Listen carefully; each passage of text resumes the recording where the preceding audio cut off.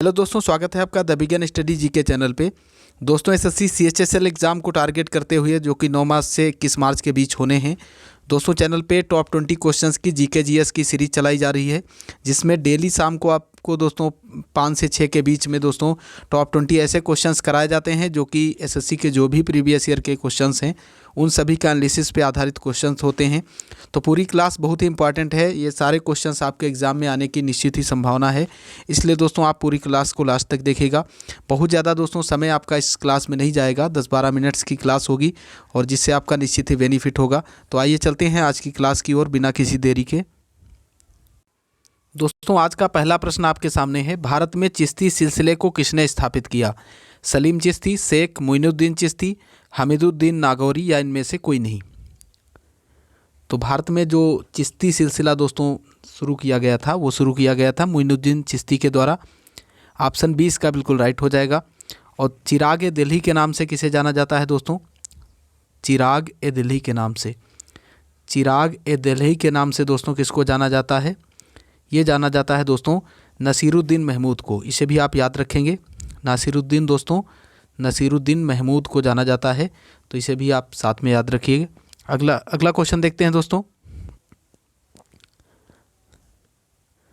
वह सूफी संत कौन था जो यह मानता था कि भक्ति संगीत ईश्वर के निकट पहुंचने का दोस्तों मार्ग है? वह सूफी संत कौन था जो यह मानता था कि भक्ति संगीत जो है वो ईश्वर के निकट पहुंचने का एक मार्ग है? तो ये दोस्तों मानते थे मोइनुद्दीन चिश्ती। ऑप्शन डी इसका बिल्कुल राइट हो जाएगा। अगला क्वेश्चन देखते हैं। अगला क्वेश्चन है दोस्तों, सूफी सिलसिला मूलतः संबंधित है हिंदूवाद से, बौद्धवाद से, इस्लामवाद से या दोस्तों सिखवाद से? तो सूफी सिलसिला दोस्तों किससे संबंधित है? ये दोस्तों इस्लाम से संबंधित है। ऑप्शन सी इसका बिल्कुल राइट हो जाएगा। अगला क्वेश्चन देखते हैं। अगला क्वेश्चन है, भारतीय संविधान में मूल कर्तव्यों की संख्या है? तो भारतीय संविधान में दोस्तों 11 मूल कर्तव्य हैं। ऑप्शन 20 का बिल्कुल राइट हो जाएगा। इन मूल कर्तव्यों को दोस्तों इसमें से जो 10 मूल कर्तव्य हैं, 10 दोस्तों इनको जोड़ा गया था 42वें संविधान संशोधन के द्वारा। 42वें संविधान संशोधन के द्वारा दोस्तों इनको जोड़ा गया था। और 11वां जो है दोस्तों मौलिक कर्तव्य, इसको जोड़ा गया था दोस्तों 86वें संविधान संशोधन के द्वारा। तो इसे भी आप नोट कर लीजिएगा 2002 में, इसे दोस्तों 2002 में। और 42वां कब आया था दोस्तों? ये आया था 1976 में। तो इसे भी आपको याद रखना चाहिए। और ये जो मौलिक कर्तव्य हैं दोस्तों ये भाग 4 का में है, संविधान के दोस्तों भाग 4 का के अंदर हैं और अनुच्छेद 51 का में। आर्टिकल दोस्तों कौन सा है? 51 का, 51 का में। तो इतनी डिटेल आप याद रखिएगा। बढ़ते हैं अगले क्वेश्चन की ओर। अगला क्वेश्चन है, विदेशों को भेजे जाने वाले विभिन्न संसदीय प्रतिनिधि मंडलों के लिए व्यक्तियों का नामांकन निम्नलिखित में से कौन करता है? राज्यसभा अध्यक्ष, लोकसभा अध्यक्ष, प्रधानमंत्री या फिर राष्ट्रपति? तो ये नामांकन दोस्तों किसके द्वारा किया जाता है? लोकसभा के अध्यक्ष के द्वारा। ऑप्शन 20 का बिल्कुल राइट हो जाएगा। अगला क्वेश्चन देखते हैं। अगला क्वेश्चन है दोस्तों, पराम्बीकुलम वन्यजीव अभयारण्य कहाँ है? केरल, तमिलनाडु, आंध्र प्रदेश, कर्नाटक? तो पराम्बीकुलम दोस्तों स्थित है केरल के अंदर। ऑप्शन बी ए दोस्तों इसका बिल्कुल राइट हो जाएगा। और दोस्तों साइलेंट वैली भी कहाँ स्थित है? ये भी केरल में है। साइलेंट वैली दोस्तों कहाँ है? ये भी केरल के अंदर स्थित है, तो इसे भी आप याद रखिएगा। और दक्षिण भारत की सबसे ऊंची चोटी कौन है? अनाईमुडी, जो कि दोस्तों कहाँ? केरल में ही स्थित है, तो आप इसे भी याद रखिएगा। अगला क्वेश्चन देखते हैं। अगला क्वेश्चन है दोस्तों, निम्नलिखित में आर्थिक विकास की बेहतर माप कौन सी है? प्रायोज्य आय, सकल घरेलू उत्पाद, प्रति व्यक्ति आय या निवल राष्ट्रीय उत्पाद? तो दोस्तों आर्थिक विकास की बेहतर माप कौन सी है दोस्तों? प्रति व्यक्ति आय। ऑप्शन सी इसका बिल्कुल राइट हो जाएगा। अगला क्वेश्चन देखते हैं। अगला क्वेश्चन है दोस्तों, देश के लिए राष्ट्रीय आय का पहला अनुमान किसने तैयार किया था? दादा भाई नौरोजी, राष्ट्रीय आय समिति, राष्ट्रीय नमूना सर्वेक्षण संगठन, इनमें से कोई नहीं? तो भारत की प्रथम बार दोस्तों राष्ट्रीय आय का आकलन किया गया था दादा भाई नौरोजी के द्वारा दोस्तों। ऑप्शन ए इसका बिल्कुल राइट हो जाएगा।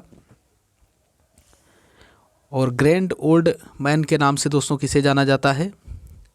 ग्रैंड ओल्ड मैन के नाम से दोस्तों किसे जाना जाता है? दादा भाई नौरोजी को जाना जाता है, तो आप इसे भी याद रखेंगे। अगला क्वेश्चन देखते हैं।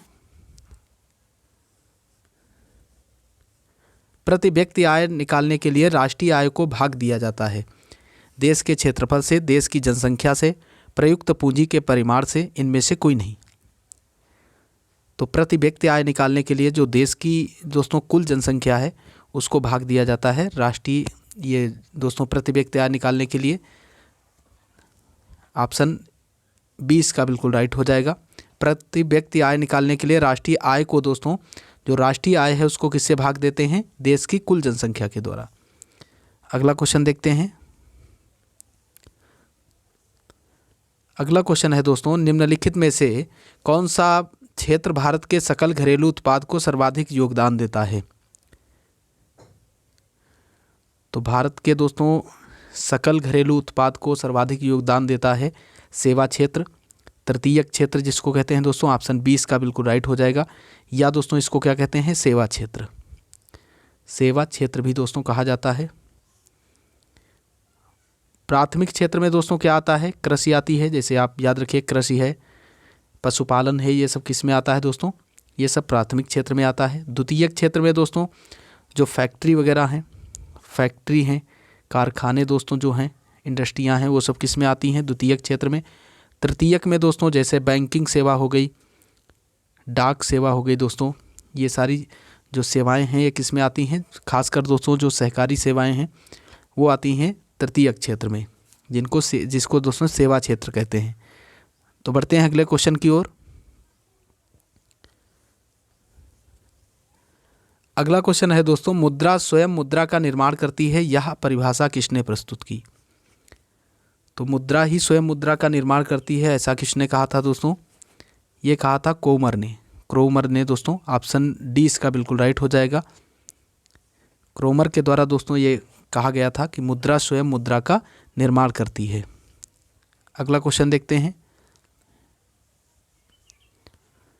अगला क्वेश्चन है, ग्रेशम का नियम निम्नलिखित में से किससे संबंधित है? मुद्रा के प्रचलन, आपूर्ति एवं मांग, घाटे की अर्थव्यवस्था या दोस्तों मुद्रा के प्रचलन से। डबल ऑप्शन है दोस्तों, ए और डी एक ही जैसा है। तो ये दोस्तों ग्रेशम का जो नियम है ये मुद्रा के प्रचलन से ही संबंधित है। तो आप चाहे दोस्तों डी को मान लीजिए सही या फिर ए को, दोनों एक ही टाइप हो गए हैं। मुद्रा के प्रचलन से संबंधित है ग्रेशम का नियम। अगला क्वेश्चन देखते हैं। अगला क्वेश्चन है, किन देशों की मुद्रा प्रायः हार्ड करेंसी होती है? विकसित देशों की, विकासशील देशों की, अर्ध विकसित देशों की या ये सभी? तो हार्ड मुद्रा होती है दोस्तों विकासशील देशों की प्रायः। ऑप्शन 20 का बिल्कुल करेक्ट हो जाएगा। अगले क्वेश्चन की ओर बढ़ते हैं दोस्तों। अगला क्वेश्चन देखते हैं क्या है। अगला क्वेश्चन है दोस्तों, समताप मंडल की ओजोन गैस की परत, ओजोन की परत दोस्तों की मोटाई किस इकाई में नापी जाती है? तो ओजोन परत की मोटाई को दोस्तों डाप्सन में मापा जाता है। ऑप्शन 20 का बिल्कुल राइट हो जाएगा। और ये ओजोन परत दोस्तों समताप मंडल में पाई जाती है। किस मंडल में? समताप मंडल के अंदर पाई जाती है ओजोन परत। अगला क्वेश्चन देखते हैं। अगला क्वेश्चन है दोस्तों, निम्नलिखित में से किस महाद्वीप को महाद्वीपों का महाद्वीप कहा जाता है? ये क्वेश्चन दोस्तों काफ़ी इंपॉर्टेंट है, कई बार पूछा जा चुका है, इसलिए आप याद रखिए। महाद्वीपों का महाद्वीप कहा जाता है किसको दोस्तों? ये कहा जाता है दोस्तों, तो ये कहा जाता है दोस्तों एशिया महाद्वीप को। ऑप्शन डी इसका बिल्कुल राइट हो जाएगा। और यदि आपसे पूछा जाए दोस्तों प्रायद्वीपों का महाद्वीप किसे कहा जाता है? प्रायद्वीपों का महाद्वीप यदि पूछा जाता है आपसे तो वो दोस्तों यूरोप महाद्वीप को कहा जाता है। तो साथ में आप इसे भी याद रखिएगा। महाद्वीपों का महाद्वीप पूछा जाए तो एशिया महाद्वीप, प्रायद्वीपों का महाद्वीप पूछा जाता है दोस्तों तो यूरोप महाद्वीप होगा। बढ़ते हैं अगले क्वेश्चन की ओर। अगला क्वेश्चन है दोस्तों, क्षेत्रफल की दृष्टि से विश्व का सबसे छोटा महाद्वीप कौन सा है? तो पूरे विश्व को दोस्तों 7 महाद्वीपों में विभाजित किया गया है। कितने हैं दोस्तों? 7 महाद्वीप। और इसमें 7 में सबसे छोटा महाद्वीप कौन सा है ये आपसे पूछा जा रहा है। तो सबसे बड़ा दोस्तों एशिया महाद्वीप है। कौन सा दोस्तों? एशिया महाद्वीप और सबसे छोटा है दोस्तों ऑस्ट्रेलिया महाद्वीप। ऑप्शन डी इसका बिल्कुल राइट हो जाएगा। अगला क्वेश्चन देखते हैं। प्रतिचक्रवात की आकृति सामान्यतः होती है गोलाकार, अंडाकार, त्रिभुजाकार, इनमें से कोई नहीं। तो हर चक्रवात की दोस्तों आकृति गोलाकार होती है। ऑप्शन ए इसका बिल्कुल राइट हो जाएगा। अगला क्वेश्चन देखते हैं। अगला क्वेश्चन है दोस्तों, संस्कृत के 4 अध्याय किसकी रचना है? माखनलाल चतुर्वेदी, सुभद्रा कुमारी चौहान, रामधारी सिंह दिनकर या दोस्तों भगवती चरण वर्मा। तो संस्कृत के 4 अध्याय दोस्तों किसकी कृति है?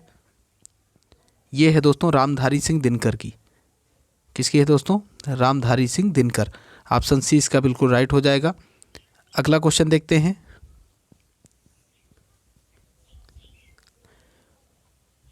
उत्तर रामचरितम के लेखक हैं चार्ल्स डिकिन, जयशंकर प्रसाद, वाल्मीकि या भवभूति। तो उत्तर रामचरित के लेखक दोस्तों कौन हैं? भवभूति दोस्तों उत्तर रामचरित के लेखक हैं। ऑप्शन डी इसका बिल्कुल राइट हो जाएगा। उत्तर रामचरित के लेखक आप याद रखिएगा भवभूति हैं दोस्तों। अगला क्वेश्चन देखते हैं। आज का लास्ट